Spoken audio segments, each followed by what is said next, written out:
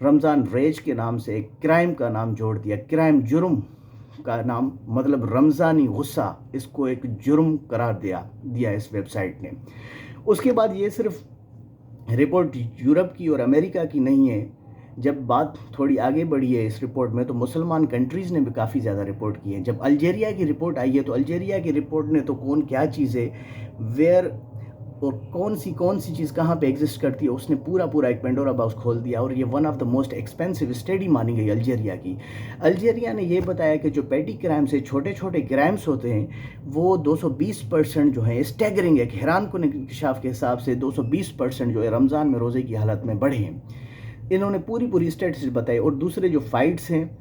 اس report نے یہ کہا کہ فائٹس جو ہیں، لڑائیاں، ڈسپیوٹس، جھگڑے، اسالٹ جو حملے ہیں روز بائے 320%، وہ 320% ان چیزوں میں، حملوں میں، لڑائیوں میں، جھگڑوں میں اضافہ ہوا ہے رمضان میں 320%۔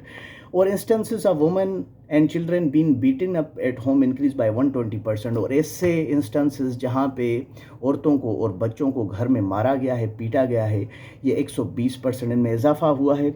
کیونکہ روزے کی حالت میں زیادہ تر انسان کیا کرتا ہے کہ ضبط نفس جب اسے نہیں ہو پاتا، کنٹرول نہیں ہو پاتا، تو جہاں پہ اگر غصہ وہ نہیں نکال سکتا تو وہ اپنے گھر میں غصہ نکالتا ہے، اپنی بیوی پہ غصہ نکالتا ہے، اپنے بچوں پہ غصہ نکالتا ہے۔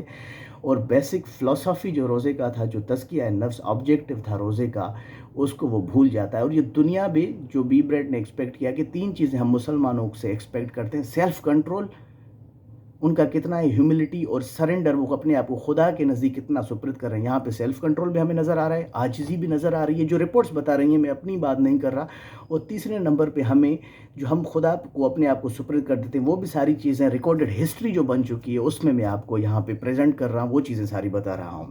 جو کہ ابھی الجیریا کی رپورٹ آ گئی ہے۔ اس کے بعد کیا ہوتا ہے کہ دا الجیرین اسٹڈی وائڈلی کوروبوریٹڈ ہوتی ہے، یورپ میں، امریکہ میں اس کو کافی زیادہ تصدیق کیا جاتا ہے۔ تو پھر کیا ہوتا ہے کہ ایجپٹ اور انڈونیشیا بھی اس اسٹڈی میں آ جاتے ہیں، وہ اپنے کنٹریز میں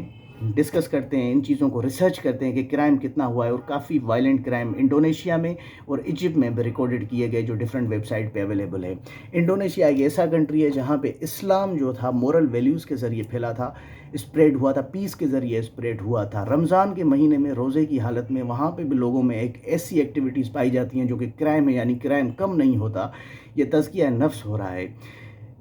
اور ہم آگے ڈسکس کریں گے کہ حضرت مولانا رومی رحمۃ اللہ علیہ اس کے بارے میں کیا کہتے ہیں، اور وہ کس قسم کے اللہ کے ولی اللہ تھے، اور کس قسم کے اللہ تعالیٰ نے ان کے اوپر اسرار کھولے ہوئے تھے کہ آج تک ہم ان کا ذکر کر رہے ہیں۔ اس کے بعد اب دوسرے مسلمان ملک کی باری آتی ہے، یمن